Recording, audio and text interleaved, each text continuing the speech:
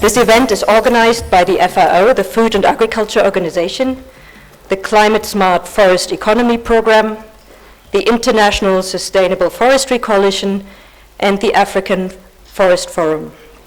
My name is Anna Bogdanski. I work for the FAO, and I've been asked to be the moderator of this session today. My background is in natural resource management and bioeconomy, and I'm here as a member of the ICGB. I'm very happy to welcome you here in the name of the organizers, and we will explore how Africa can advance the bioeconomy through sustainable use of forest resources. We'll focus on how forest products can help countries achieve their climate biodiversity and land degradation neutrality targets. The workshop will also spotlight the vital role of the private sector in driving forest-based bioeconomy development across the continent. During the session today, we will also review the main findings of a new report jointly prepared by FAO and Dalberg Catalyst, part of the Climate Smart Forest Economy Program, titled Building a Sustainable Bioeconomy in Africa Through Forest Products, Trends, Opportunities, and Challenges. This report outlines the opportunity and challenges in Africa's forest-based bioeconomy, highlighting key sectors such as agriculture, energy, construction, health, manufacturing, and different services. We will have examples from Gabon, Ghana, South Africa, and Tanzania. In addition, we would like to encourage you, participants, to engage with insights from the report and delve into real-world examples, including from Kenya, to discuss the role of the private sector and practical strategies for fostering a thriving forest-based bioeconomy in Africa. We have structured the workshop as follows. We will start with a short opening by AFF and FAO.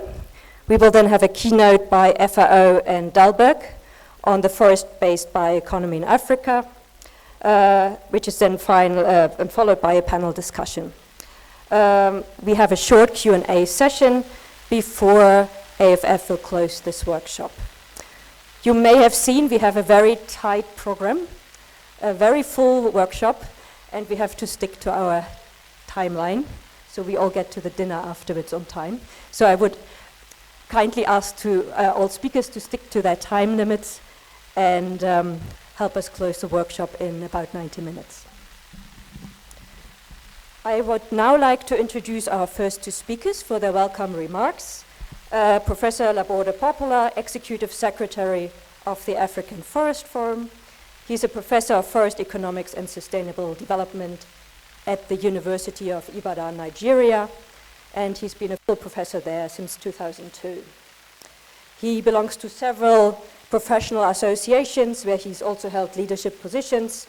Previously, he was the General Secretary and later President of the Forestry Association of Nigeria, Secretary General and later President of the West African Research and Innovation Management Association. Our second speaker for the welcoming remarks is my colleague Sven Walter, who's a senior forestry officer at FAO. Sven leads FAO's forestry division team on forest products and bioeconomy. He also serves as a secretary to FAO's advisory committee on sustainable forest-based industries. He has more than 25 years of experience in the area of natural resource management, working for organizations such as the FAO and the United Nations Convention to Combat Desertification. Over to you, both of you, for your welcome remarks. Thank you very much. We're glad to welcome all of you to this event. We are all here for one planet. We are here for a safe planet. We are here for sustainable development. And so much has been said since we started this event this morning. And so we are glad to collaborate with our partners, FAO, and all of you to ensure that we have a safe planet. bioeconomy is not necessarily a new phenomenon. We've had green economy, we have circular economy, but we have to continue operating to ensure that we have a safe planet, a sustainable planet. And so on behalf of the African Forest Forum, I welcome the speakers and also welcome all of you to this event. Thank you very much. Oh, thanks a lot, and also same from my side from FAO. It's great to be here, and it's great to be here together with all the friends and partners. Bioeconomy is not new, as you said, and I think in particular when we speak about forests and forestry, we talk about the principles of bioeconomy since. And I think being here, and also in the morning, we heard a lot about forestry, and so we are very pleased actually that we can launch today the study on the bioeconomy and the contribution of forestry to the bioeconomy in Africa at the Bioeconomy Summit in Kenya, in Africa. Where should we be else? I mean, it's really the great place.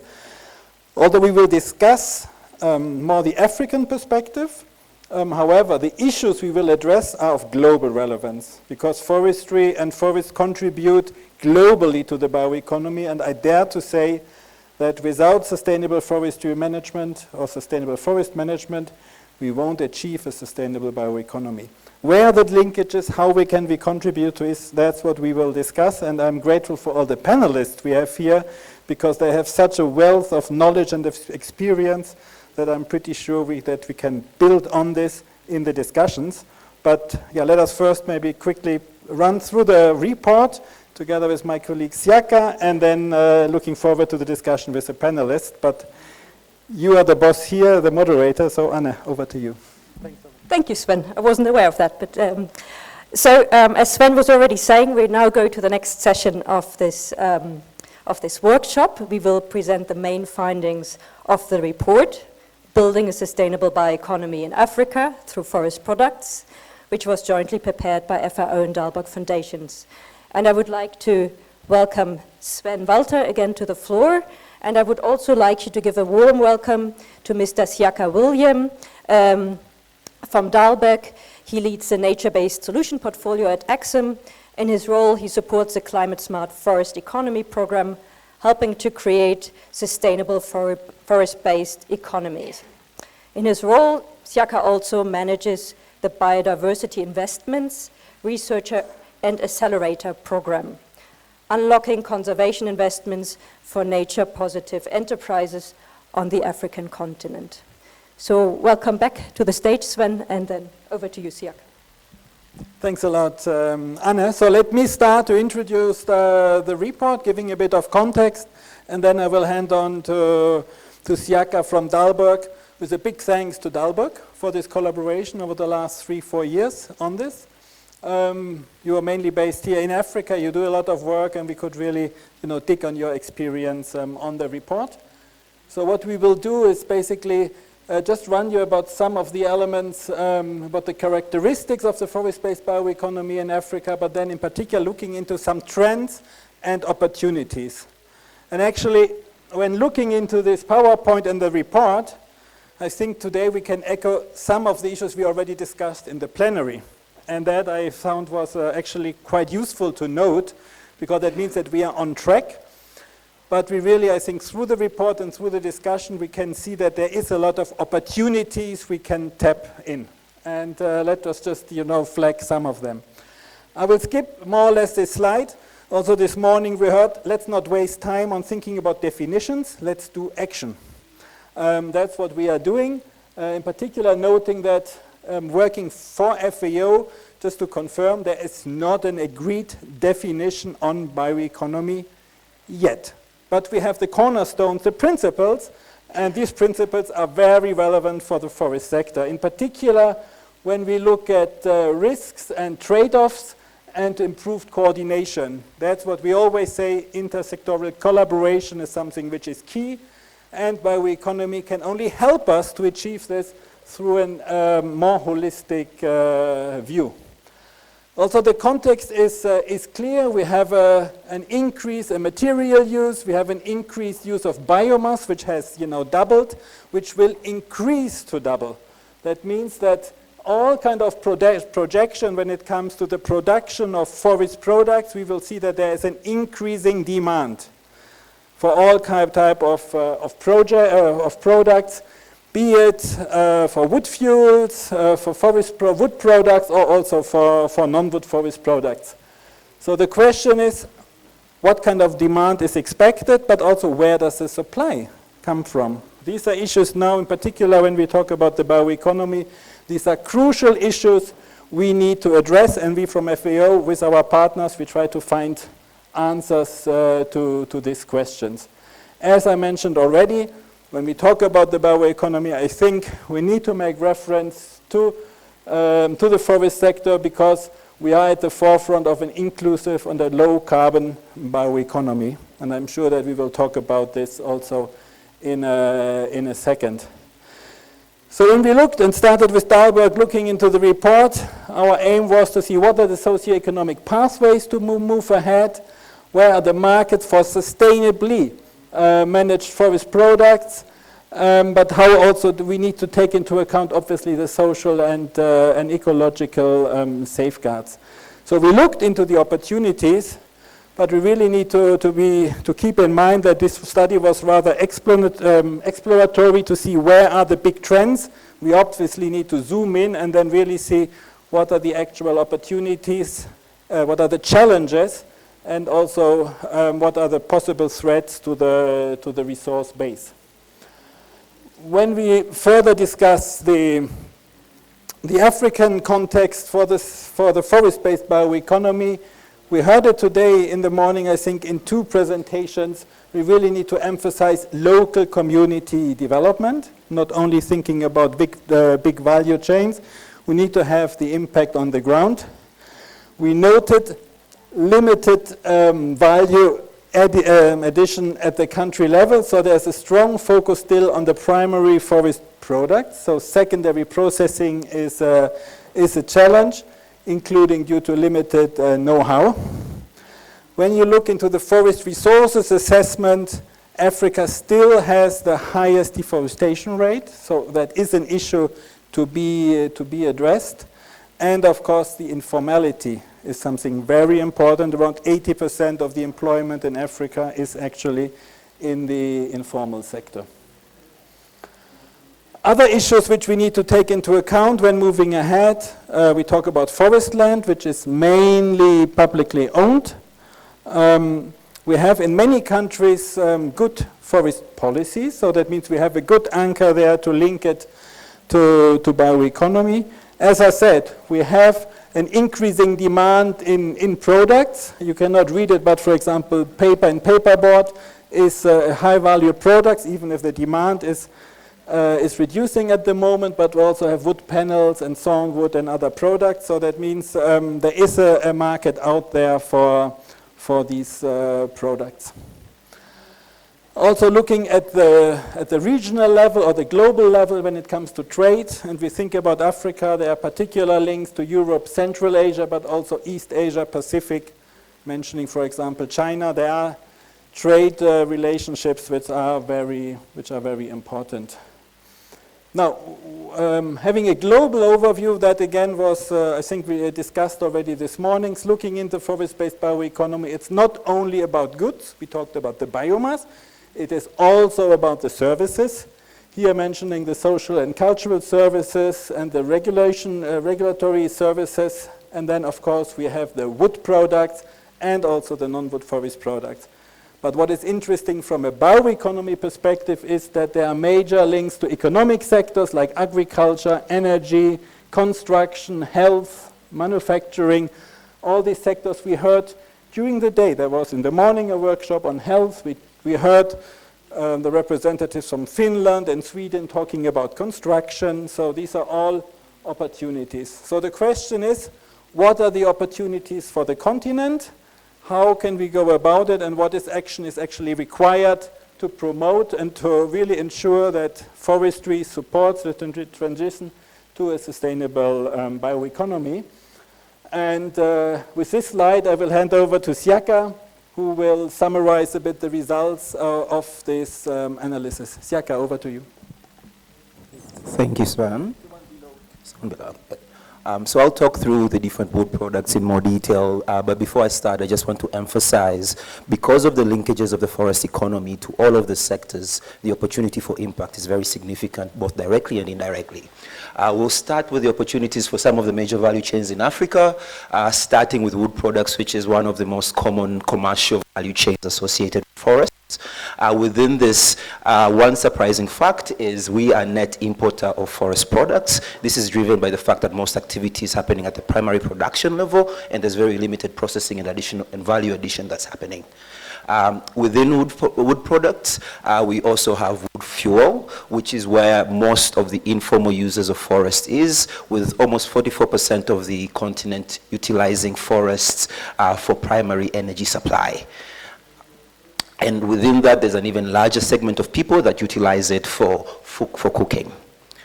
As we go to non-wood forest products, there is a lot of plant-based foods and biomass, specifically as you think about aromatics, medicines. There is also opportunities in ecotourism, which were very significant, driven by conscious tourists, but this was significantly impacted by the COVID-19 pandemic. And then finally, we have the regulatory services, payment for ecosystem services, and we'll talk through the value of this. But a lot of these opportunities here within carbon markets to help enable forests and the forest economy. Talking through some of the opportunities within construction, so going to a sector linkage, within Africa, our population is expected to double. Within that, we have an opportunity to revisit how we approach construction to meet the needs of a growing population, but to do it in a sustainable manner. Within this, there's a need to increase both forest plantations and wood processing capabilities. There is also an element of figuring out what species that are locally available here can actually engage in construction. The construction industry coming from the global north was built on softwoods, and a lot of the wood we have here on the continent is hardwood. So there's also some work to be done in terms of making opportunities that are more realistic for the species we have. In manufacturing, there is very limited bioprocessing and biorefinery of forest-based wood and non-wood products on the continent. A lot of investment will be required in both the wood supply, markets, as well as providing the skills necessary for people to be able to tap into this. The opportunity here is in the millions of jobs. If you think about linkages of manufacturing to health, to cosmetics, there is millions of jobs likely that could be enabled within this, and hundreds of billions in missed economic revenue to the continent. As we go into services, there is actually the largest opportunity in terms of value, in terms of dollar value to the economy, and this is driven by opportunities with carbon markets, particularly large lead plus projects, where we are seeing a lot of activity in the continent, particularly in East and Central Africa. Nature-based solutions overall represent an untapped opportunity to further unlock services within the forest bioeconomy. Within this, there's opportunities to create thousands of jobs for local community members, indigenous people and local communities who are around forests, who are engaged in community-based forest management. And then we have agriculture, so the biggest sector on the continent, employing roughly 60% of the population. Within this, there's opportunities through agroforestry, but there is, again, a need to unlock local species because the market for a lot of these indigenous species are not there. We are seeing actors who are looking to create agroforestry systems linked to local indigenous trees tied to superfoods, which is an interesting opportunity because there is a global market that is not available within our markets. We could tap into for high-value payments that are currently not being realized. Within this, there's opportunities to add around 200 million to the economy and unlocking millions of jobs as well for agroforestry. And then finally, within energy and health, within bioenergy, especially as you think about biogas, we have forest residues to generate additional wood energy with the opportunity to unlock around 600 million for the economy. Within this, there needs to be the commercial cultivation of medicinal plants and other relevant species. So as Sven said, the additional investments in supply are key to unlocking what we are seeing as demand growth on the continent and globally. And then as a summary, if you were to look at some of these opportunities, you will see that the services industry, both from a number of jobs and economic contribution, is the highest, followed by manufacturing. Agriculture, while the number of jobs is significant, economic contribution is relatively smaller because a lot of this is tapping into existing production models, not creating new production as we are when we look into some of the services and manufacturing. As we think about the readiness of these opportunities, they vary significantly across each one of those.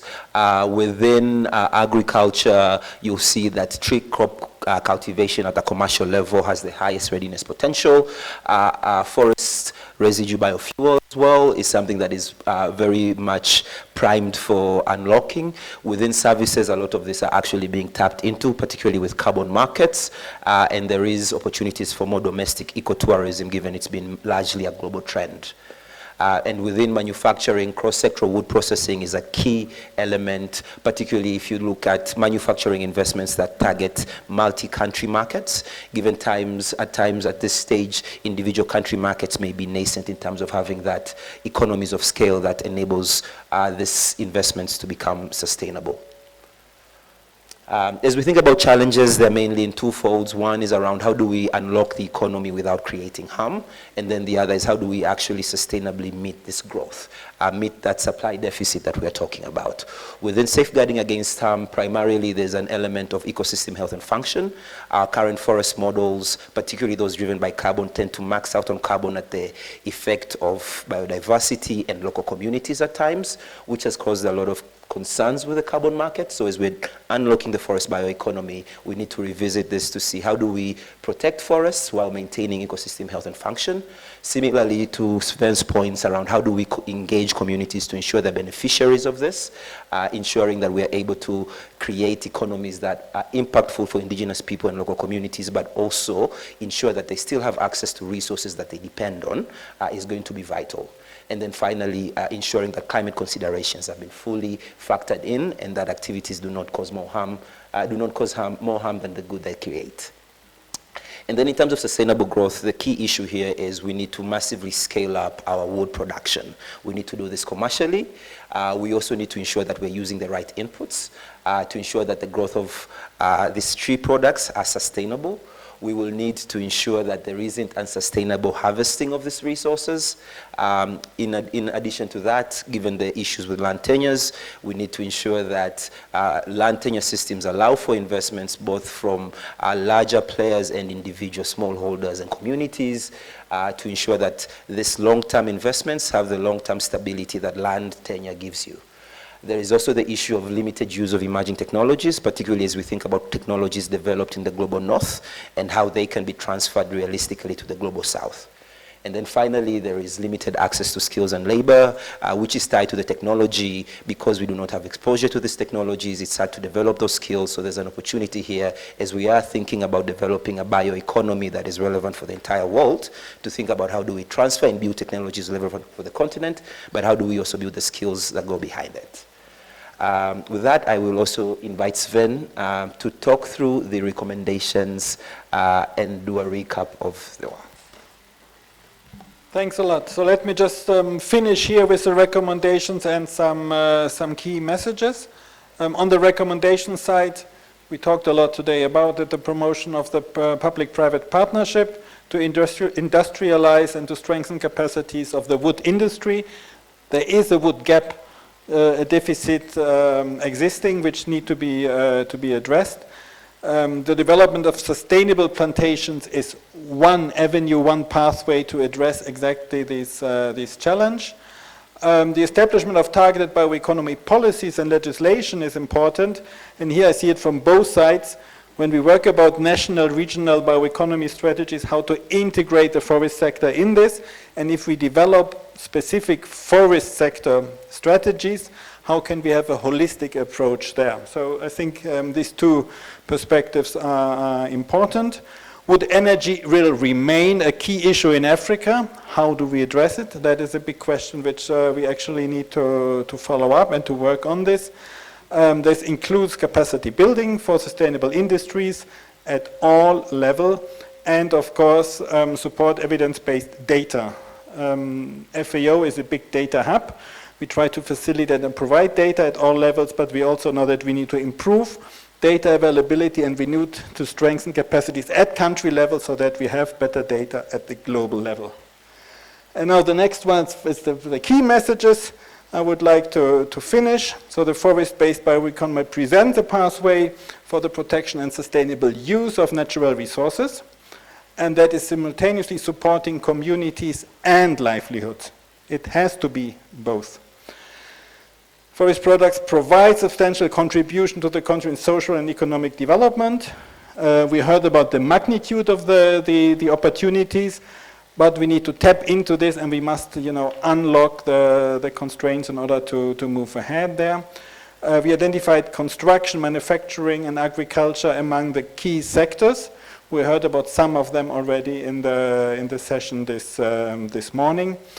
So in that regard, we believe that the forest-based bioeconomy is actually a unique ecosystem that provides its own set of opportunities and challenges, which requires, in order to move ahead, the safeguarding of any bioeconomy-related interventions, and of course to address any possible challenges related to the sustainable growth. If we do so, then I believe that we can effectively contribute to the sustainable growth of the continent, but not only at the continent, but also at the global level. And that is basically also one of the missions of the Global Bioeconomy Summit. And Anne, you are following up the Global Economy Summit since the beginning, I believe. So I happily give the mic to you now for the discussions at the panel, because we have a rich and diverse experience here in order to further discuss the topic. Over to you. Thank you, Sven. Thank you, Siaka, for this interesting journey through this recent report. I can only encourage you all to have a good read of it. Thank you very much. So now we come to the next part of our workshop. We would like to start our panel discussion, and I would like to ask our 6 panelists to come forward to the 6 chairs behind me.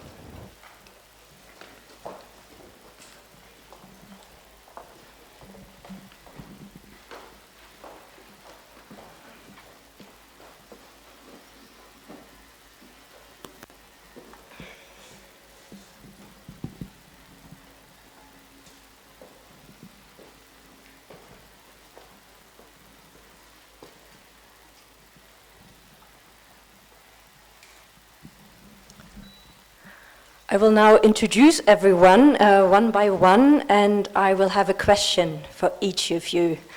I have a plea, which I repeat. You have 3 minutes for an answer. It's very short, I know, but please try to stick to it. Otherwise, I get in trouble with Sven. So we'll start with Charles Nyanyu, chairperson of the Farm Forestry Smallholder Producers. Welcome, Charles. He's a forester from Karatina University and an advocate for sustainable forest management and conservation in Kenya. Welcome. My first question, Charles, according to your experience, how do farm forestry smallholders contribute to the bioeconomy in Kenya? And how can they be more effectively engaged and supported to participate in and benefit from the forest-based bioeconomy? Thank you. I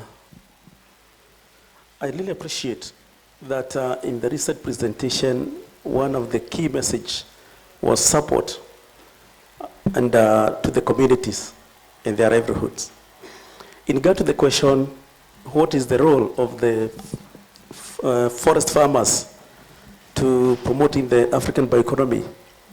Our tree growers are really playing a critical role in terms of provision of food security. By virtue of a definition of a tree, fruit trees qualify to be trees. And giving an example of a Kenyan context, a tree like avocado is really generating a lot of income into a country. So this is really playing a vital role in terms of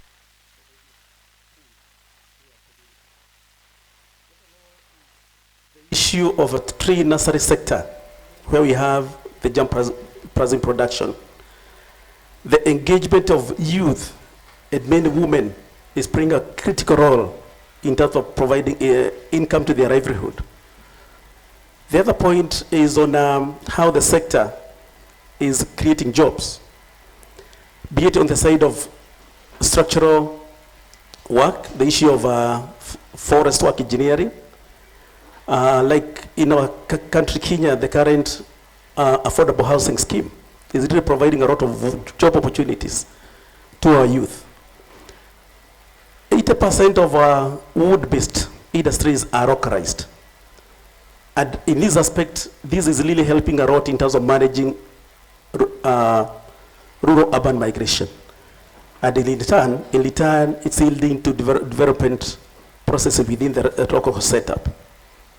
Then again, the issue of growing of trees on farms is also connected with the multi-dimensional and ecological values of trees. The issue of carbon sequestration, the issue of provision of sinks.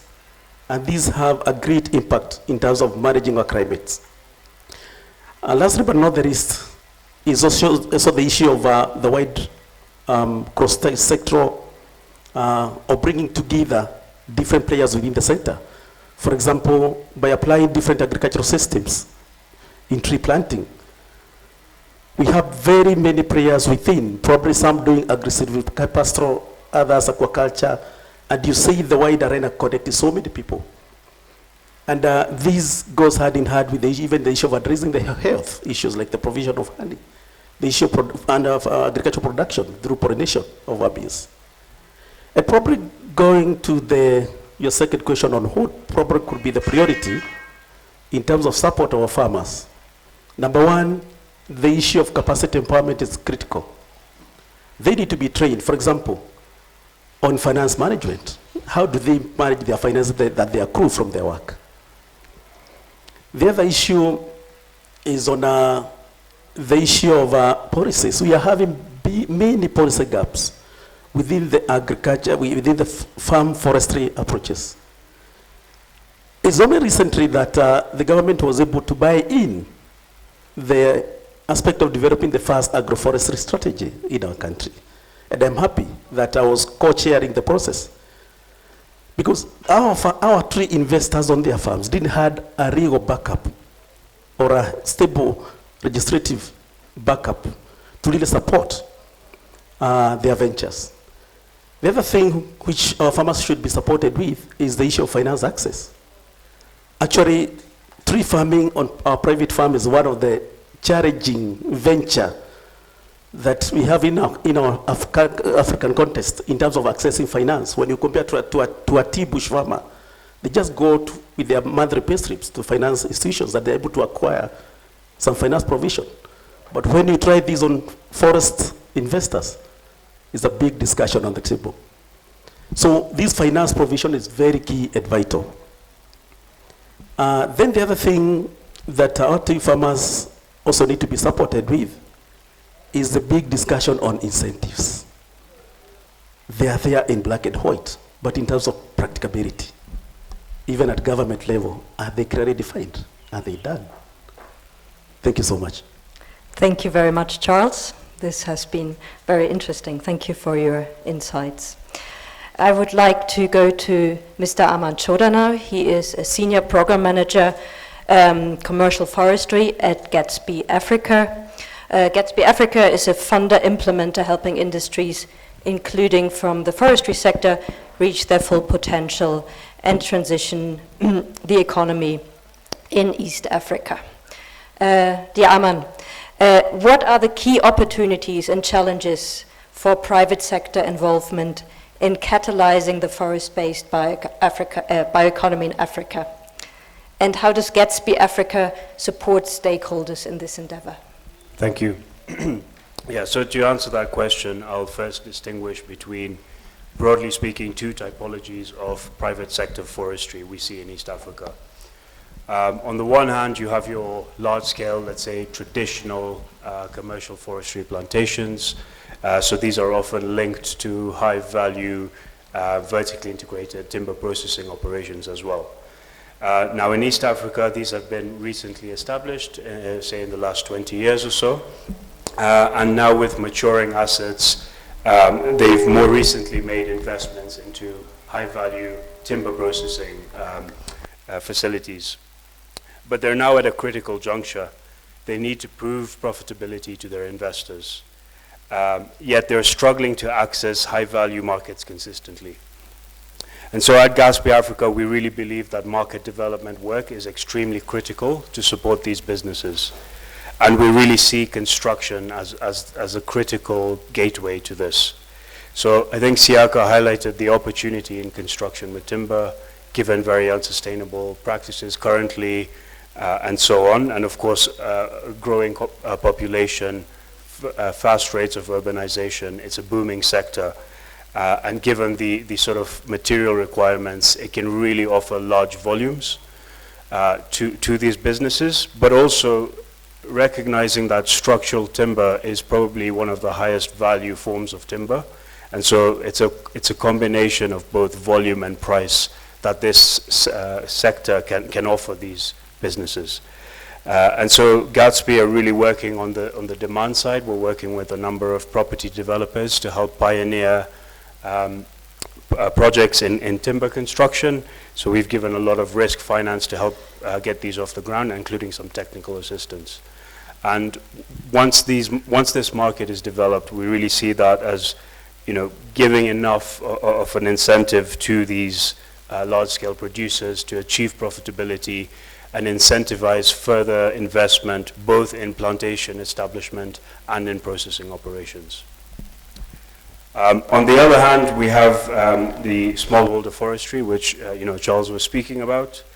So this is an extremely large resource base in the region, and it's grown substantially in the last 10 years, largely due to government efforts and also civil society efforts.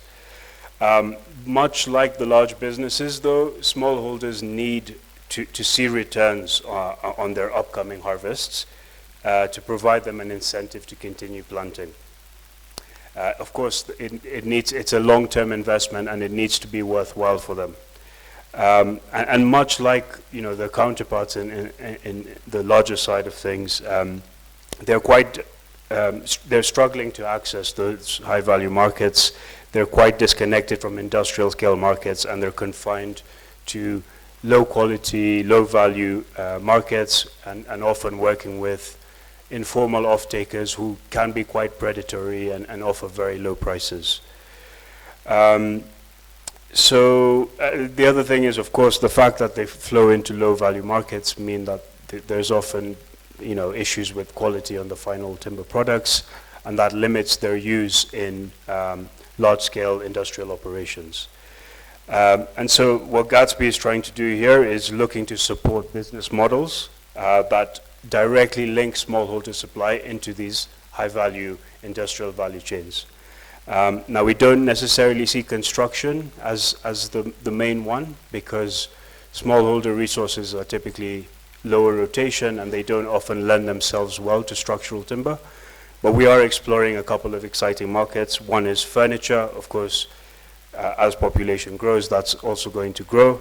But then more recently, we're seeing exciting markets like sustainable charcoal or even biochar come online, which could be quite interesting. And then across those two typologies, we really need to see the long-term resilience of the forestry sector. And to do that, we're trying to inject new genetic material into the forestry resource base. So our current resources are limited to very few varieties. They've existed for decades, and there's been no efforts to test new improved varieties or match them with specific sites. And so this is something we're actively trying to do. Thank you. Thank you very much. Again, very interesting insights. Thank you. I would like to present the next speaker then. This is, could you turn this off for a second? Mr. Paulo Hago, Director of Investments for New Forests, ISFC. He has extensive experience in Africa in corporate finance, venture capital, and private equity, including investment fund design and setup. He has a background in engineering and an MBA. I welcome you again to the stage, and I have a first and a second question for you. Paul, what role is New Forests playing in developing Africa's forest-based bioeconomy? And what policies or incentives do you think are needed to attract more investments for the region? Thank you, Anna, and I'm happy I'm coming right after Gatsby, who's helped us in this journey in trying to sort of promote private sector investment in the sector, and we're one of those, the frontier of that. So at New Forest, we believe that efficient land use and is a very critical piece in the transition to a sustainable future, number one. And number two, we believe that forestry can contribute a lot of the, wood fiber into the circular bioeconomy that we need to be driving into to be in this sustainable future. So those two sort of underpin our philosophy around sustainable forestry investing. Now in Africa, we've set up a platform, the Africa Forestry Impact Platform, together with a couple of development partners from the UK, Norway, and Finland to catalyze this and hopefully mobilize a lot more capital into the future. Now, why Africa? When we looked at the map of Africa, and New Forest was operating around the world in Australia, New Zealand, Southeast Asia, in the US, but Africa was not receiving as much investment in the sector as we saw in other places. We had a bit of investments in plantation forests. We were lagging behind in industrialization, which was talked about, but was just generally lagging. And when you compare to the landmass that was available, the growth rates that Africa could provide, the quality of habitat and biodiversity that we could support in the African continent, the loss of forestry cover that we're witnessing, all the ingredients just pointed to us, the need for us to come in here and mobilize as much private sector to come in and scale up the forestry sector. So that's what we came to do in forestry here. Our main objective was to be on the supply side, to do the to do the forestry, to produce the wood fiber, to do this in a sustainable manner, so sustainable forestry practices, and to feed the supply chain. As required, with all certifications, often working in degraded lands to bring that into productivity, and most important, to work alongside communities, because that was a critical piece and also was unique to Africa when we compared to other parts of the world. Forests were a lot more integrated to communities, and there were two bits to that. One was when their livelihoods were disturbed, they resorted to some sort of either degradation to survive, either deforestation for their livelihoods or for energy, and we saw an opportunity to actually bring forestry to support their livelihoods and also to support their energy needs sustainably. So for example, in a place like Mozambique, we have plantations there, and what we've done as a pilot on a 10,000 hectare is try and mix some plantation forests, some restoration of Miombo woodlands, but also brought in some communities to work alongside us, where we support them in growing, in restoration, but we also support them in growing eucalyptus. We've allocated them space in the plantations, but we also support them to have a sustainable economy by partitioning for them those parcels. So in some parts they grow the trees, in some parts they grow food crops, avocado, macadamia, and other fruit trees, and in some parts they grow food for their own consistent, for their own subsistence, and that's creating a very interesting economy for them, while we also have wood fibers to supply into the bigger economy. Now, we found ourselves, even though we're meant to be on the supply side, having to stimulate the demand side, which has been talked about, whereas in places like Australia, we could just supply the wood fiber. Here, we had to stimulate demand, and we've selected certain sectors. So housing has been an interesting one for us, and working with Gatsby and a couple of other players in an organization called Woodlife, supported by the Swedish government, just trying to see how we can introduce more timber into construction, so mass timber. But even as we get to mass timber, if you look around Nairobi, there are certain parts where people are building their houses with trusses made of steel now, just because there was inconsistent supply of timber, or it was getting too expensive, or they were not getting the right grades. So can we even start there as we build this mass construction opportunity, which you're already seeing, by the way, in places like Zanzibar, and the projects already in Kenya that are a work in progress. So that's really what we're trying to stimulate.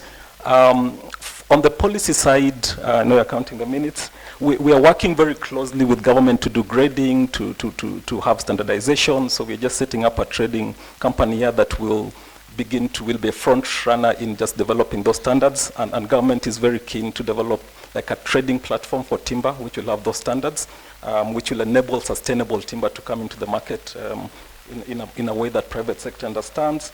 We are also working with government to change the housing code. I think the cabinet has just approved a new housing code. The housing code didn't allow for too much timber in construction because the properties were not known, it was not standard, people didn't understand the fair risk, and government has now accepted to change the code to allow mass timber construction, for example, and generally more use of timber.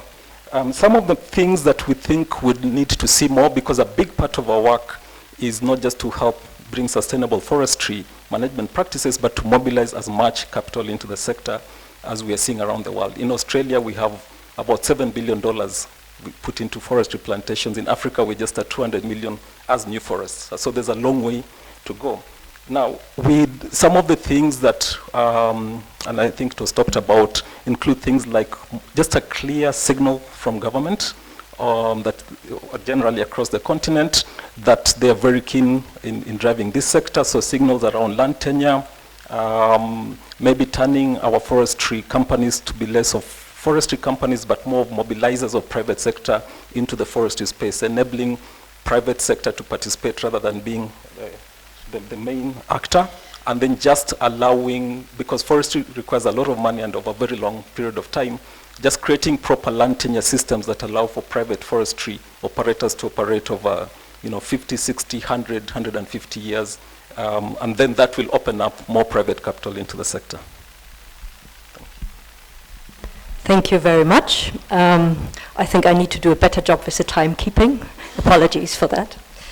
I'll now come to our next speaker, Mr. René Kam, Director of the International Bamboo and Rattan Organization, INBAR, in Central Africa Regional Office.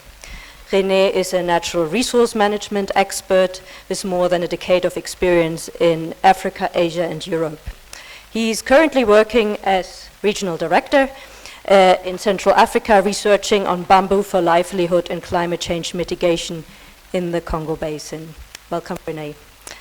I have two questions for you. One is fairly long, so I'm happy to repeat it. You just let me know.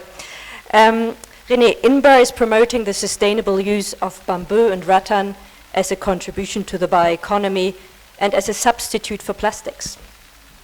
What innovative approaches or technologies are currently being applied in Africa to improve the management and value chains of bamboo? The second part of the question, what do you think is needed to upscale impact on the ground? Thank you very much for the question, and thank you for the invitation. I think it's important to understand, first of all, what is the potential that bamboo and rattan offers.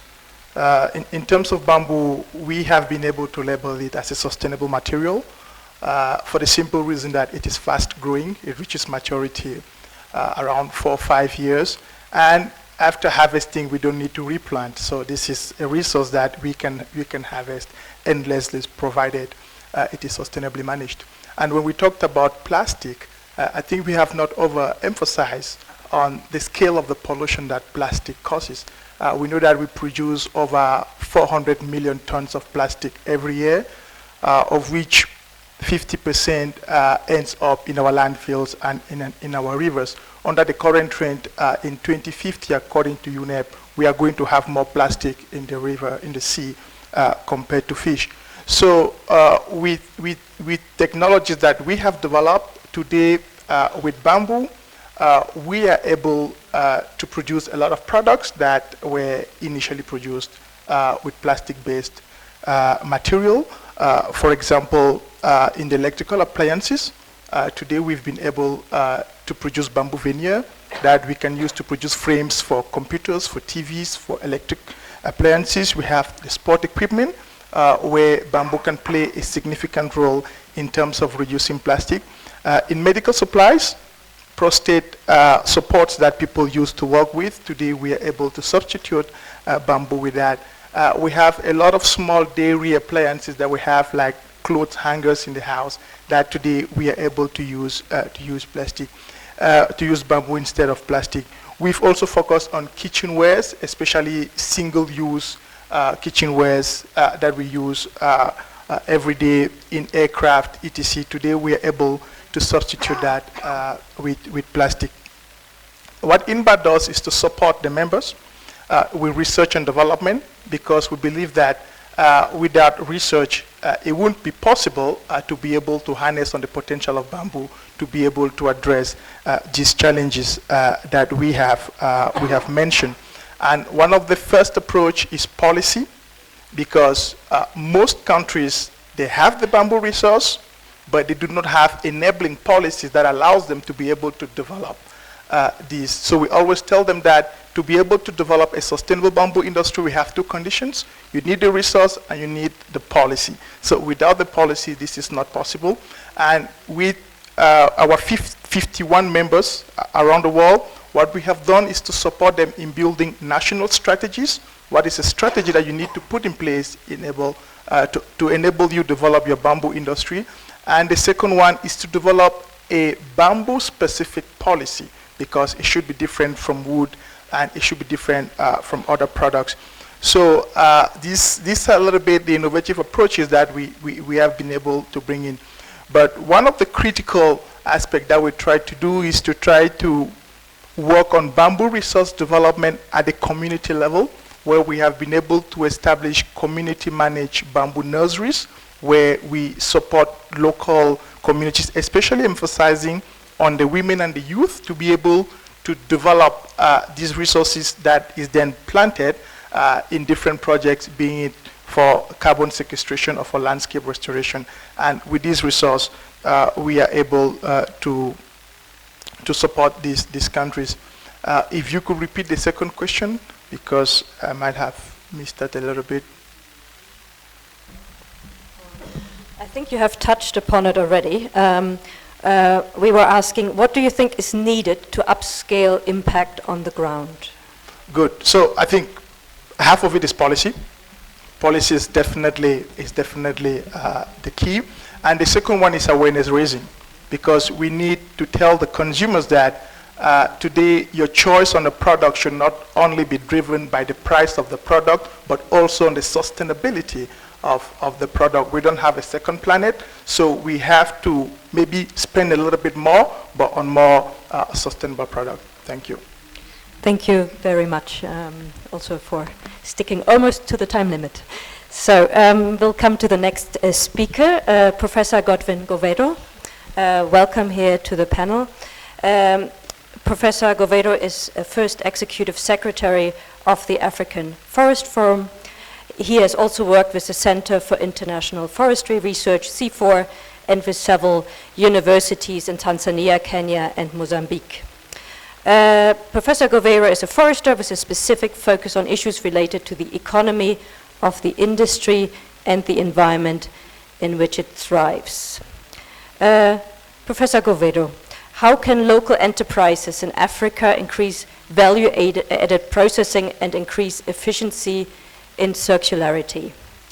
What kind of support may community-based enterprises may need in the future and today? Thank you. Good afternoon, colleagues. This is fairly heavily loaded because you have to look at local communities in value addition, and then look at how they can increase their efficiency, and also look at the circularity, how it can be promoted. And also looking at support to community-based enterprises. Let me at the outstairs to say that the community-based enterprises are mainly a part of the local enterprises in many parts of Africa. So I'll deal with them together when I talk about local enterprises. The other thing I need to put up front is that we are dealing with a sector that is highly informal. It's not organized in many countries. We don't know the players very well. It's a sector that is really very important in our economies in terms of provision of forest products to not only urban centers, in most of our rural communities. The furniture, the construction material found in rural areas is actually coming from this informal sector. But unfortunately, our governments do not give this sector the prominence it deserves. And in many countries, it lacks a champion to bring it together and articulate its issues. So we're dealing with such an amorphous thing, trying to move it together in a bioeconomy. So let me start by looking at how we can enhance value-added processing at the local level. And put in mind, it's the problem of putting this on the phone. In discussing this, just think,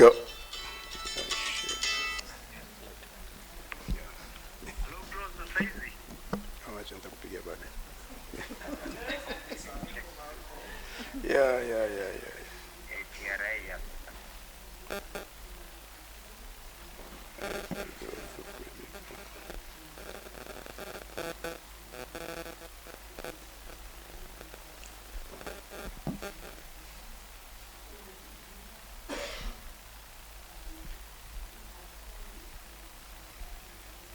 Yeah, sorry for that. I was saying that when I'm talking about this, think about one particular industry. And in this regard, I would say, think as if you are owning a small sawmill. If you're the owner of a small sawmill, and then I'll take you through this story. Because I'm from Tanzania, and when I was working there, I used to be in charge of the Tanzania Wood Industry Corporation. At one time, we had around 50 mobile sawmills scattered all over the country, and we needed to bring them together. And this is the scale which we are looking at. Units that produce 2.5 to 3 cubic meters of sawn timber per day, and they are moving them in a circular bioeconomy. Now, if you are owning such an enterprise and you want to do value addition, the first thing I would do is just to look at the trends in the production and consumption of that product in the society. And also trends in other products that I can possibly produce, not only sawn timber.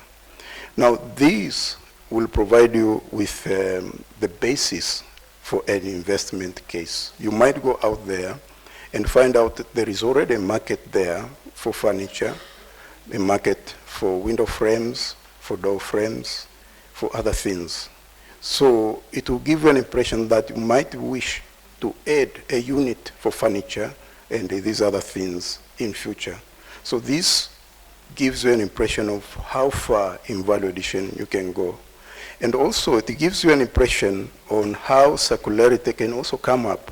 Because in the joinery area, many of the things that you produce as offcuts and so forth, which you throw away, they can provide inputs in this other area. So the element of circularity comes in at that stage. But for all products, we have many products, timber and non-timber products. You have to study each product separately because each one employs different actors, they employ different equipment, processes, and other issues in production. And the socio-economic and the physical environment in which production is done is different. So you cannot generalize. You take one product at a time. So for the product you have chosen, then go further and understand the present and the future market of the product in question. So that you don't have to produce and look for the market. You have to produce, the market is there, and know how the market is growing in future. If it's not a temporary spike, that there is an economic boom in furniture and it's going down, and you put up a bigger structure there, and then 5 years later, it collapses. So you have to look at those trends. After that, you need to take a deep understanding of the product value chain. Now, for sawn timber, you have to start from the forest. The forest management, you go through harvesting, you go through delivery of the logs to the sawmill, and you go through sawmilling itself, and then the distribution of the products.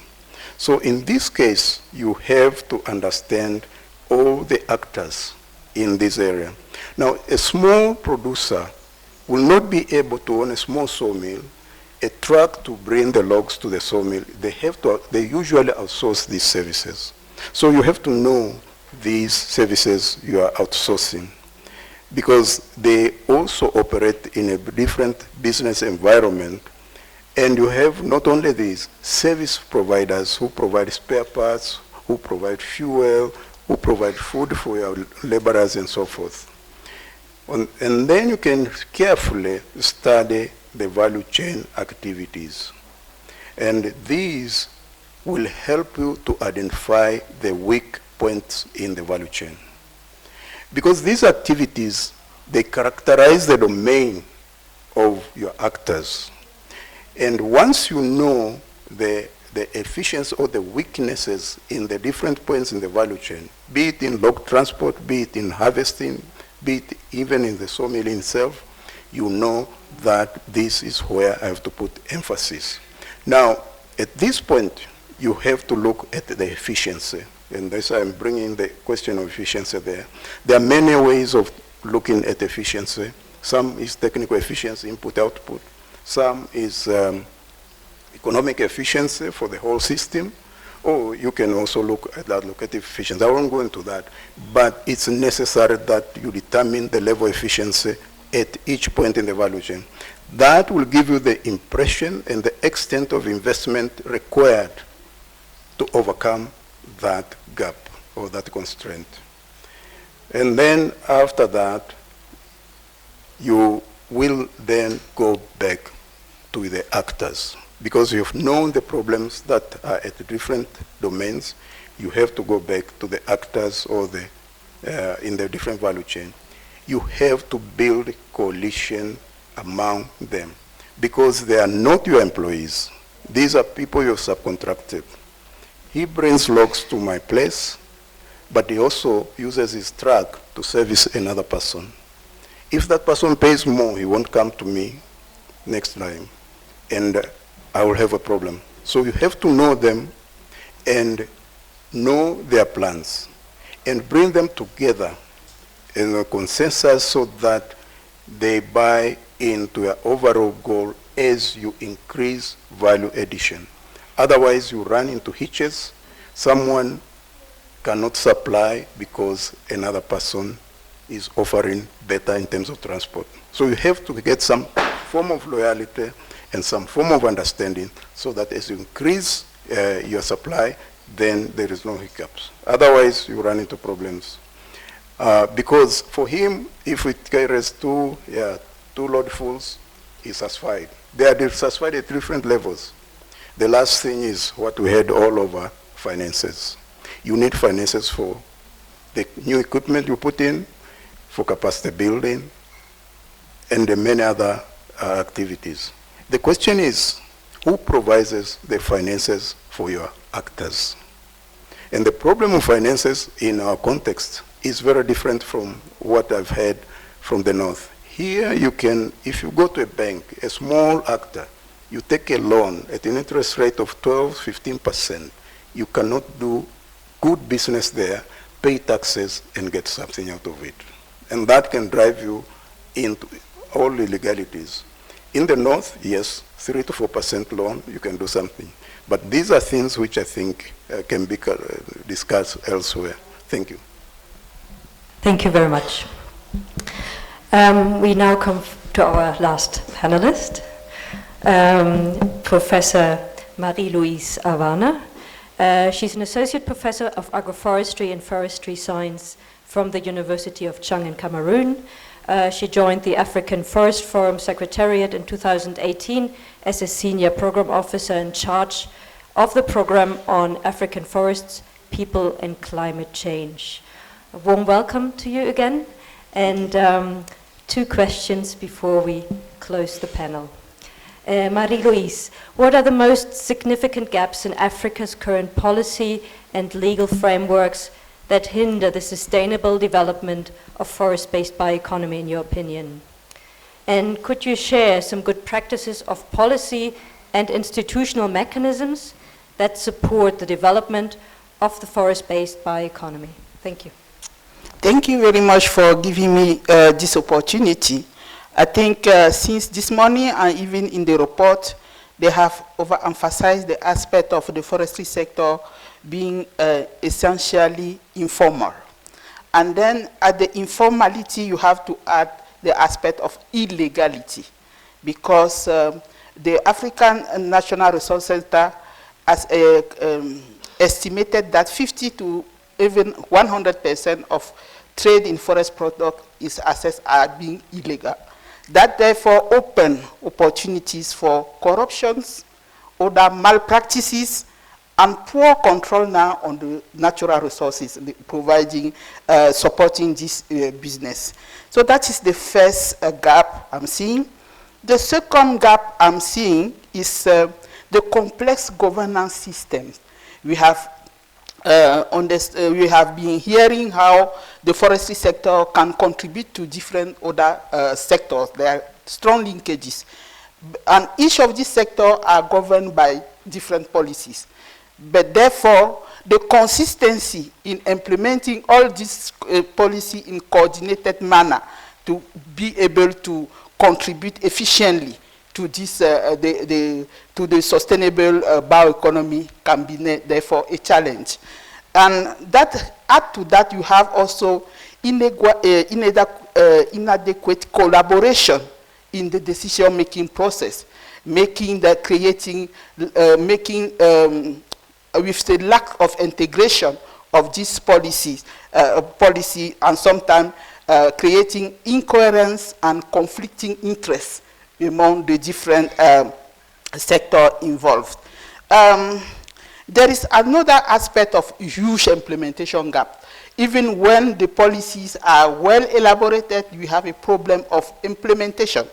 And this problem of implementation is also backed by the lack of the support mechanism to, for this implementation in terms of financials, because implementing policy needs some finance, in terms of technical, and in terms of institutions, strong institutions to implement these policies. Another aspect is that when we come at this good international discourses, we have good decision.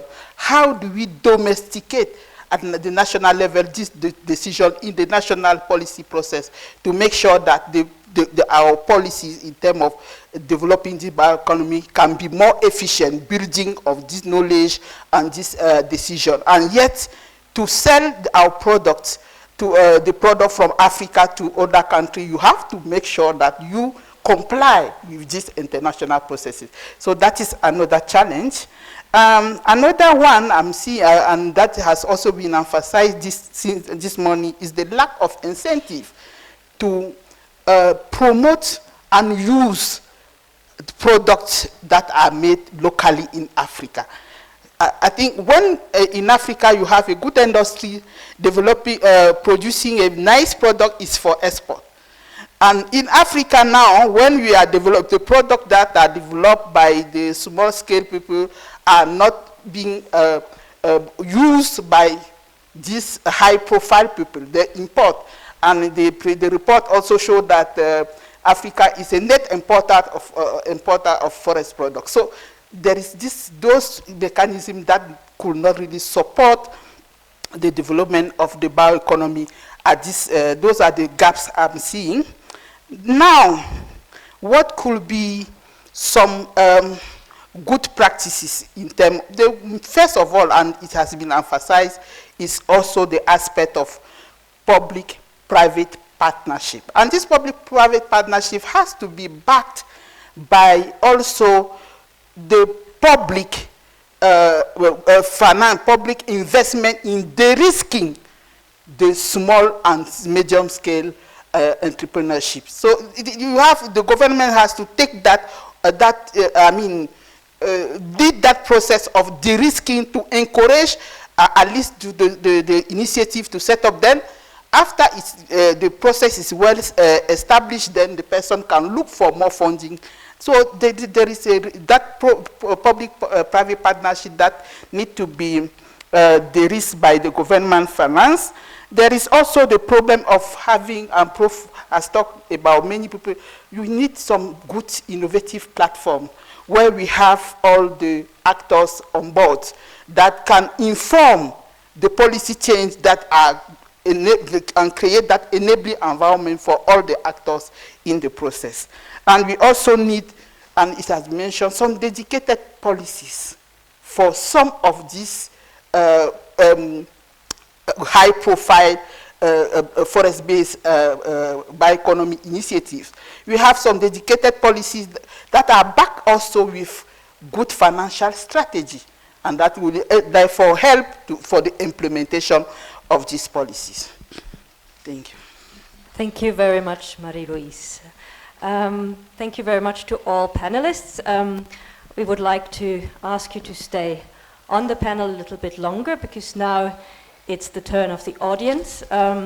We are a bit behind time, but we think it merits at least another 10 minutes for question and answers. So if there's any question, any volunteer, any suggestions, any comments you would like to make to the 6 panelists, please raise your hand. Eva, and then number 2 over there. Thanks for a very interesting panel presentation discussions. I wonder, we see in Northern Europe and Conference Scandinavia a boom in the cross-laminated wood type of sector, a new type of building materials where you can use short fibers and build sort of building materials that are stronger than steel, etc., etc. What do you think, is there a potential for Africa to also jump on that sort of bandwagon to produce from eucalyptus and maybe also bamboo, that type of products for as you said, building bio-based building type of construction?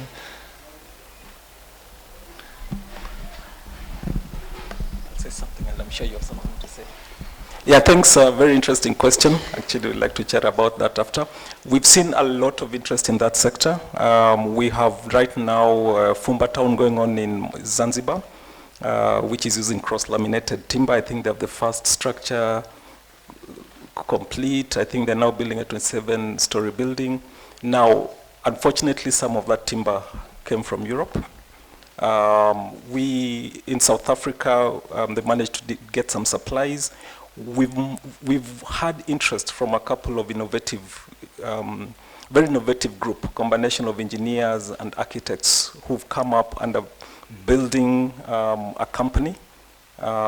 We have a company in South Africa that is supplying them timber. We need to work on the quality. We need to work backwards and make sure that we can do a lot more precision forestry, a lot more site to species matching to actually aim some of our plantations to their needs, but we're working closely with them to be able to develop a viable product. Because even in Nairobi, we do have buildings now that are being approved for mass timber construction, but the question still remains how to get the right quality to sustain and consistency for these kind of buildings. So it's work in progress, and we need a lot more collaboration over the coming years.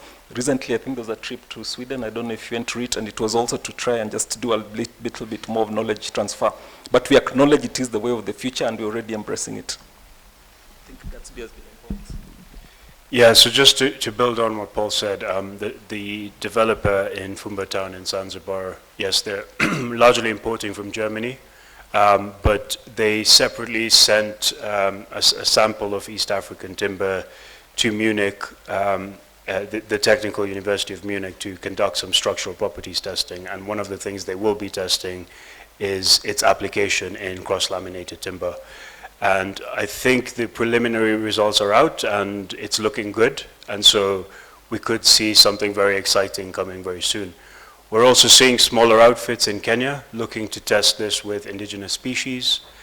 Separately, Gatsby rounded up a bunch of wider samples from across East Africa and shipped it off to Stellenbosch University in South Africa, where we're doing further structural testing.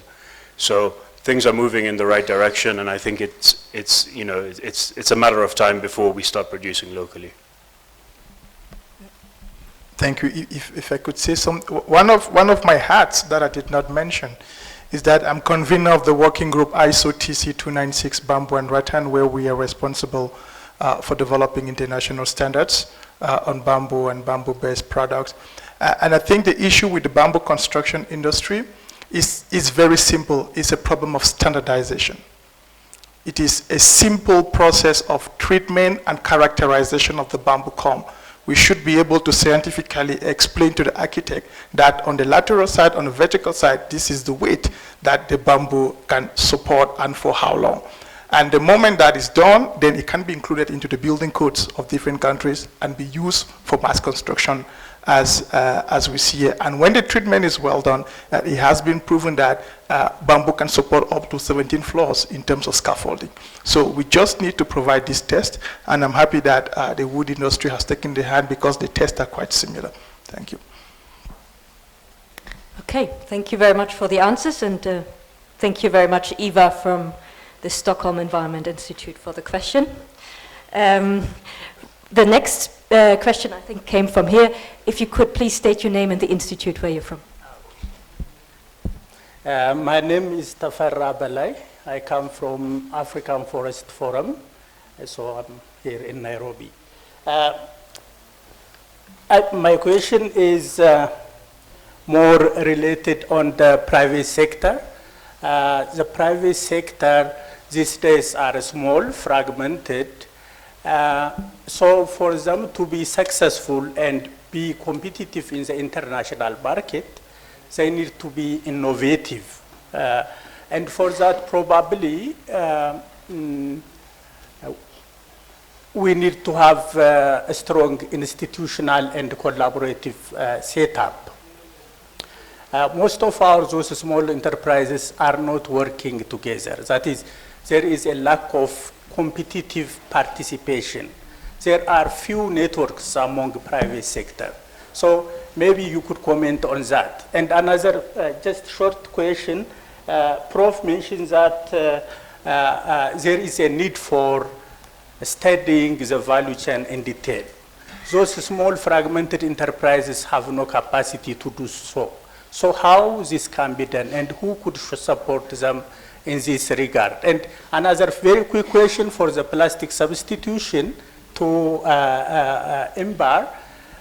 How can we do? We have over 20 billion bamboo resources, yet we are using most of it for fence or not for better use. So what type of technological innovation Africa needs to go into bioeconomy and make use of the opportunities from bamboo? Thank you.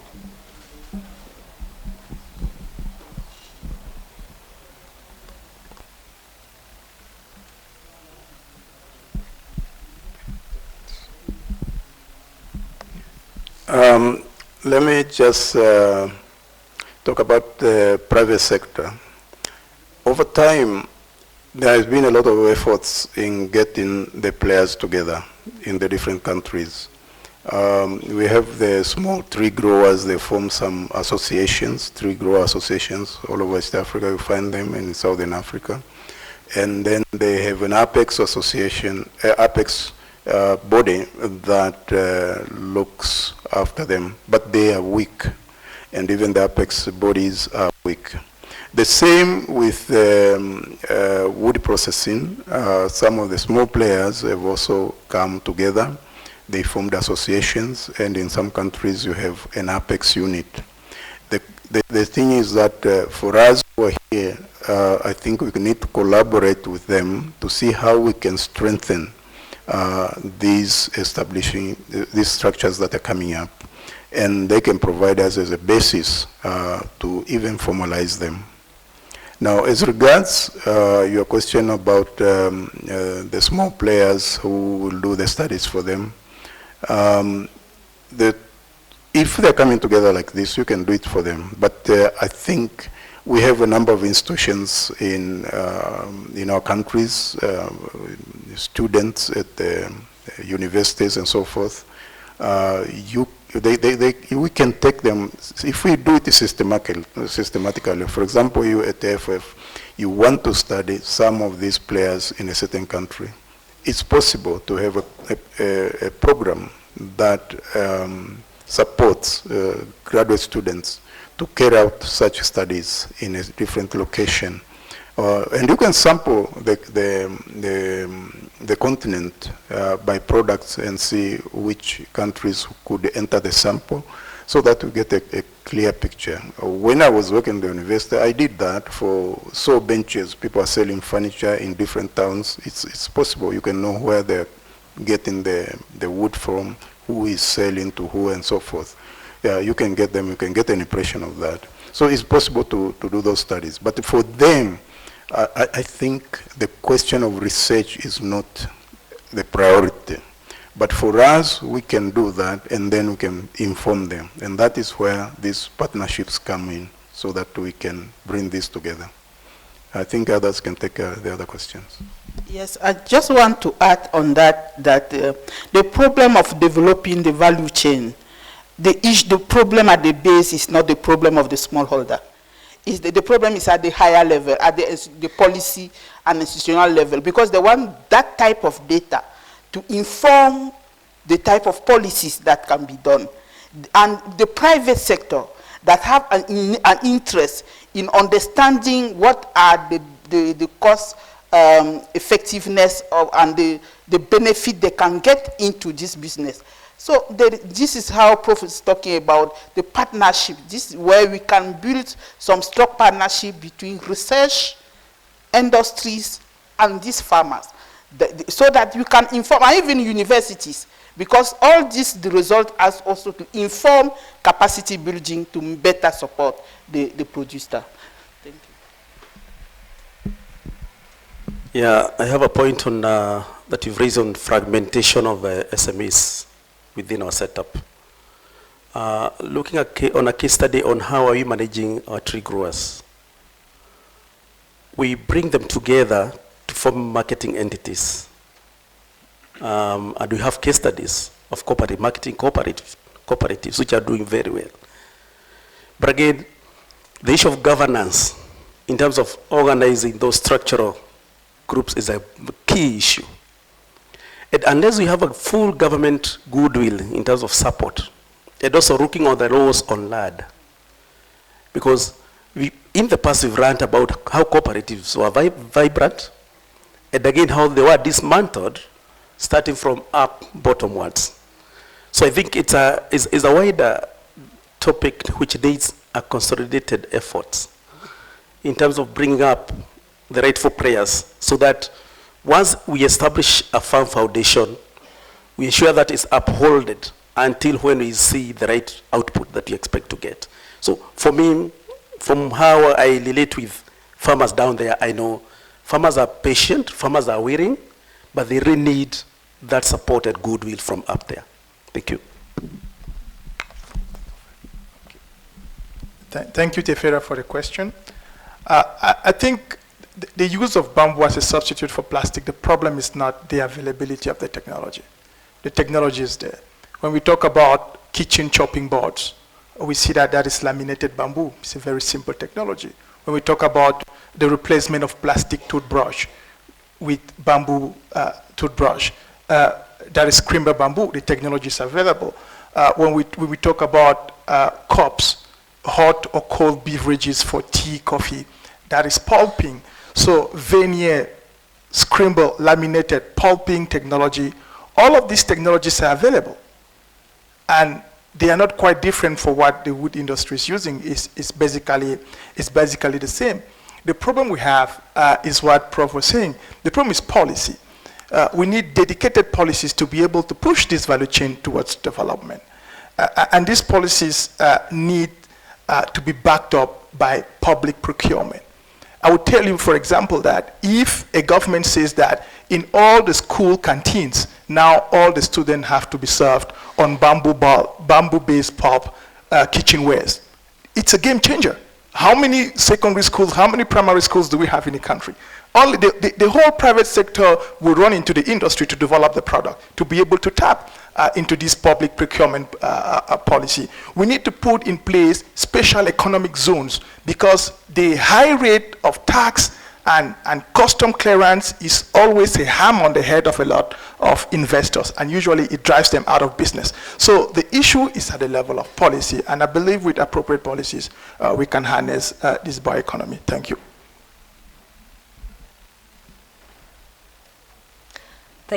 Thank you very much. Thanks for the question and the answers.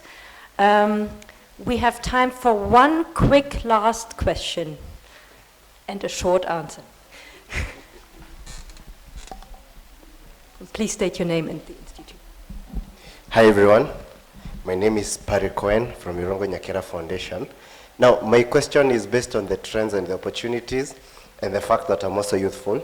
I'm actually a youth. And I have heard you talk of coffee, tea, one, in Kenya, mostly the youthful population, agriculture is not so attractive to the young people. But I have a suggestion on what I think would be, what would make it more attractive. You think of something like tea, which I think you are classifying it as part of the forest products. Other than it being a commercial cash crop, in Sri Lanka, I'm not sure whether it's Sri Lanka, I'll confirm, they also get money for carbon credits through tea. Could that also be something that would be used to boost income from tea that would also make it attractive? Also, if you look at the young people mostly, the millennials and the Gen Zs in Kenya, they are about half of the population of and I guess even in Africa, they are about half of the total population of the continent. For you to make them start doing things to do with agriculture, I think you need to put money there, which will now attract them. And if it's being done in Sri Lanka, why not in Kenya? What needs to be done? Why not in other countries in Africa? Thank you.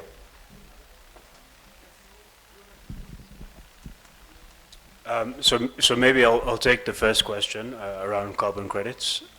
It's definitely an exciting opportunity, but right now, in order to monetize it, there's extremely rigorous standardization processes and certification that needs to be acquired, and it's not cost effective to do it at a small scale. So for an individual farmer, it wouldn't be cost effective. You could have some group schemes, but again, they are quite complex to manage and administer. And so, no one has yet cracked it, but it is certainly an exciting prospect, and there is a huge opportunity that I think needs to be capitalized on. Yeah, I think I have a point on how do we engage youth, especially in forestry sector, on this bioeconomy topic. From my experience on how we are engaging youth in forestry, youth are not patient, truth be told, in terms of forestry investment. But they are very smart in terms of marketing the forestry products. So what we do, we engage youth in terms of using technology to do marketing, and they get their pay through commission basis. And I think this is one of the dash area that you people pop in, establish those portals, and align yourself with the producer just there on the ground. And I think you'll have time even to work through the night and get your pay. So we've tested this, and it's really working in the forestry sector. Thank you. I think you brought in a very good dimension about the youth. These bio-based resources, be them forest resources or from agriculture, youth are not interested in living in rural areas. That's a fact. They like living in urban areas where they can, the lifestyles there. And that is why you find in the rural areas, most of the people who are doing agriculture are old now. And that is a crisis in waiting, because there are no other people who can take over efficiently. So youth are not interested. Now the question is to find out, where did we go wrong? Because in the past, they were interested. But gradually, we find they're shifting to urban areas, and it's only now that you find life is very difficult. Some of them are going back, but not at the rate which will make significant changes. So we have to look at where we went wrong. And I think it lies in the educational system, but I don't want to dwell in that. But the fact is that we went wrong somewhere, and the youth are not very much interested in living in rural areas. You go there during Christmas and so forth to visit the parents and come back. But that's a fact. Thank you. I want to add something also when talking about the education system, but one thing very important, are we really showing that economic value in the forest? Because when we are talking about, you say if they can bring resources, we are saying the resources is already there, the potential is there, and the youth are the one who can really drag and leverage this innovative technology that can help to this bioeconomy process. So for me, I think we need to just change the language. And we are actually at African Forest Forum animating a community of practice. It started 3 days ago on youth in forestry and wildlife education. And yet there you are seeing many youth are coming to showcase and even discuss some of their interests or their challenges in terms of developing forest-based business or even forest-based job generally.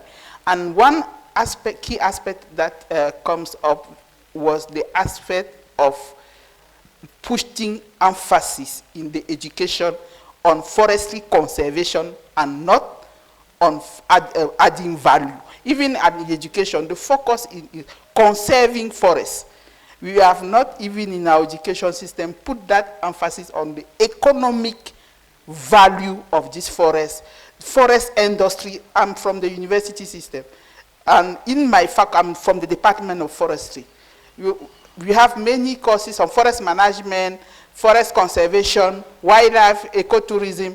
But forest industry, you can have maybe very few focus on those. And this, you are not really showing that economic potential that is hidden into the forestry sector. So I think we just need to change this narrative. Thank you. If I may add a little bit on that. Even by a show of hands, if I ask you, would you encourage your child to study forestry or agriculture or medicine or engineering? I think you have the answer. Don't show your hand. I know you have the answer. It's also to do with us as parents. What are we encouraging our youth? When I talk about youth, is the educated youth, because we have a lot of youth in the rural areas. They are not educated, but the ones who have the knowledge to bring changes there and to work with them are not going that way. And then most of our economies in Africa, they are driven by the small scale SMEs. Those are the ones that are driving the economies, not the big factories, 2 or 3 here, no. The SMEs are the ones that are driving the economy. And these ones, the employment they want are technical skills, people certificate with diploma, not people with degrees. You have a sawmill, you have 10 people working there, you don't need a person with a degree. You need someone who can go into the bush, cut the tree, bring it here, know how to sharpen and so forth. But a person who comes from university, first he will look at the theory, how is it done? And it ends there. So we have to encourage youth right now who have gone to universities to go to technical schools, to get some skills, and then they can get employed. Because the SMEs are coming up, but the employment they're offering is not for professionals, it's for technical cadre. Thank you very much. Very insightful. Thank you for the question on youth. I would also encourage you to join our youth workshop tomorrow morning with the IACGB youth ambassadors for more insights. So it's almost dinner time, but not just yet. We would like to keep you a little bit longer on that stage for one last question. You have 1 minute each to answer that question. Otherwise, there's no dinner, so please stick to the time. And then we will close this workshop. So colleagues, based on what we discussed today, what would be the most important action to position forests and forestry as a key enabler for the transition to a sustainable bioeconomy in Africa? What would be your slogan, your sentence, your 1 minute? I'll start here on the left.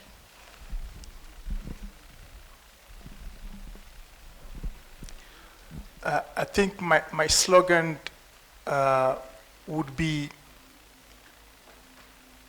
to put bioeconomy and our bioresources at the heart of the political discourse by our leaders. Most of the time, when they campaign for position, they emphasize on infrastructure, they emphasize on roads. Very few politicians emphasize on agriculture, forest, biodiversity. So I think if they bring the discussion at that level, I think it could be a game changer. So yeah, while I believe the private sector is the strongest engine for growth in most sectors, I think one can't underestimate the power of an enabling environment that only a government can create. And so my answer would be that, you know, African governments need to develop and implement holistic enabling policies that help the private sector capitalize on the opportunity, the market opportunity of the forest bioeconomy. And so thinking about, you know, forests as an engine for climate change mitigation, a lot of governments have NDCs, and recognizing the potential for forests to mitigate those and achieve those targets is key. The national policies need to be aligned, promoting sustainable forests, use of PPPs to scale up plantations, support to smallholder farmers, which has worked really well in countries like Vietnam, for example, and then also supporting policies for the downstream sector. So if we're talking about construction, you know, standards and regulations that enable those sectors to thrive. Thank you. Thank you. For me, I think forests and the forest sector in Africa need to be given its rightful honor based on the big role that is playing in terms of bringing developments in Africa. This calls for to have a discipline on major key players that are really advocating for support and growth of forests within Africa. And most importantly to the countries within Africa. They need to value the level of GDP that the forest sector is contributing on their incomes. And do the same when they are allocating budgets in terms of developments in the forest ministries. By this, it requires concerted effort by bringing in all the players so that we have our forest grow on the best way possible. And most importantly in Africa, what we are missing is the aspect of promoting sustainable forestry to bridge in the market gap when you go to exports. Thank you. Yeah, thank you. I think two things stand out for me. One is collaboration and building a proper ecosystem. I think forestry is so diverse with so many parts, and we've managed to successfully slice it into very many small bits and pieces. But we're all driving towards the same direction, and the more we collaborate and work together, I think the more successful we'll be. We've had, you know, we came from a point of planting eucalyptus and pines, but we're now into plantations where we're even adding bamboo, we're adding agroforestry, because we realized here it has to be a totally integrated approach. So we need to build a strong ecosystem built around collaboration with everyone bringing in their strengths. The other piece for me is just around communities. In this continent, we have to bring communities to the heart of this transition. They're the most vulnerable, but also they're the most critical piece to helping us solve this problem. They conserve some of our best biodiversity, some of our best forests. They also derive a lot of livelihoods from some of these forestry assets, so we must bring them to the heart of this discussion. Let me see if I can get you the sentence you wanted. Yeah, forest products, be they wood or non-wood, are the most versatile, renewable resources we have on this planet. They hold considerable potential to put our countries in pathways of circular bioeconomy. I wish our countries could understand that and give way to this. Okay, thank you. I will take it in another way. The aspect of trying to promote use of forestry product and trade and use of forestry product in Africa, intra-African trade. There is a huge market there that we are actually giving out there for foreigners. How, if we are able to create enabling mechanism and incentive that can promote the trade, intra-African trade and use of forest products that are produced and by the mechanisms such as policy provision, public provision and so on, then that will make an impact in the forestry sector. Thank you. And also, one last thing, please. The aspect, there are too many innovations, too many local knowledge in adding value in the forest product and services that are still not documented. We need also to bring this on board and make it contribute to this forest bioeconomy. Thank you. Thank you very much. Before we move to the last applause, thank you very much to the panel. Very, very insightful discussions we had. I think you earned your dinner. And I would now like to pass the microphone to Professor. Wow. Well, my jotter is filled up. It's been an interesting moment. I will spend a few minutes to have a recap of discussion. The bioeconomy report of FAO, very succinct. I read it in the last 2 days and very interesting. I will recommend everybody to do same. The panel discussion, excellent. Different ideas, different opinions, but all pointing to one direction, sustainable bioeconomy. Now I'm going to mention a few points raised here, which I think we should take home. The issue of value chain, not very well addressed in the sector, and I think we have to take this very seriously. Youth not interested. It's a very key issue. AFF is already working on that, and I know FAO is also working on that. We need to collaborate to ensure that this happens. And this is not a problem we can resolve on the surface. The issue here is about valuation of the forest, poor valuation of the forest.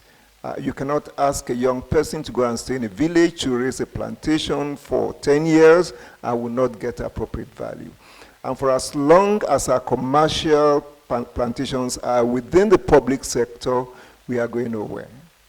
The commercial plantations will have to go to the private sector. My own experience over the years shows that no government can claim to have broken even in commercial plantations. Whether it is by grants or by loan or by their own funds, they have never broken even. Corruption and abuse of the process is at the heart of this. Conservation. I think there is a problem with the way we define it. Conservation does not say you should not use. Conservation is about wise use of natural resources. So we as professionals have a role to play in letting the definition come out very clearly. We create an impression that when we talk about conservation, we're talking about preservation. It's about wise use. So produce what you consume, consume what you produce, and don't under-consume or over-consume. It's about balancing it. We have also talked about the informality of the sector, which is very true. How do we formalize it? Government policy has come out very strongly. And I want to use the experience of the AFR 100, the project they have on what do you call it? Across Africa, the AFR 100 project. Yes, they are engaging young people in establishing plantations and also carrying out restoration activities, giving them $5,000. And this is encouraging them. So I want to conclude by saying that the future is in bioeconomy. The future gold of Africa, of the world, is the forest, and we have to all work together to ensure that we get it right. So I want to appreciate all the presenters. Excellent job you have all done. The panelists, the speakers, we have all done very well. And the participants, wonderful questions that you asked. So we'll move forward from here. Thank you.